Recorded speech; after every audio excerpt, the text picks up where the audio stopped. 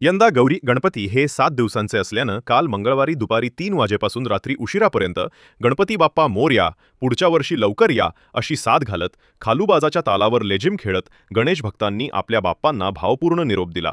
यावेळी महाड तालुक्यात जवळपास 3,500 गणपती आणि 2,000 गौरींचे भक्तिभावाने विसर्जन करण्यात आले। दरम्यान महाड नगर परिषदेने माझी वसुंधरा अभियान व स्वच्छ सर्वेक्षण 2025 अंतर्गत जलप्रदूषण टाळण्यासाठी शहरात काकरतळे येथील भिलारे मैदान आणि महाड नगरपालिका शाळा क्रमांक 5 येथे घरगुती गणपतींसाठी कृत्रिम विसर्जन तलावाची सोय केली होती। या पर्यावरणपूरक उपक्रमास महाडमधील गणेश भक्तांनी उत्स्फूर्त प्रतिसाद दिल्याचे यावेळी पाहावयास मिळाले।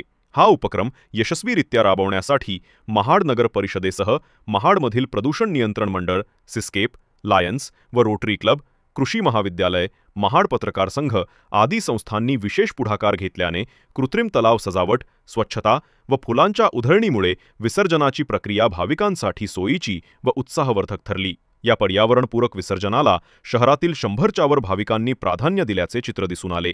महाडचं नदीचं पाणी जर बघायला गेलं तर त्याचं प्रदूषित झालेलं आहे। अनेक पद्धतीने केमिकल्स आहेत त्याच्यामध्ये किंवा अनेक प्रदूषक त्याच्यात आहेत, आपण त्यात पोहू शकत नाही। अशा ठिकाणी आपल्या बाप्पाचं विसर्जन करावं ही भावना साधारण कुठेतरी लोकांनी असा विचार करावा असं मला वाटतं। शिवाय कृत्रिम तलावाचा हा पुनर्निर्माण किंवा पुनर्वापर मूर्तीचा व्हावा किंवा त्या मटेरियलचा व्हावा, या पद्धतीने ते जे मटेरियल आहे ते वेस्ट न जाता त्याचा पुनर्वापर केला जातो, ही एक त्यामागे भावना आहे।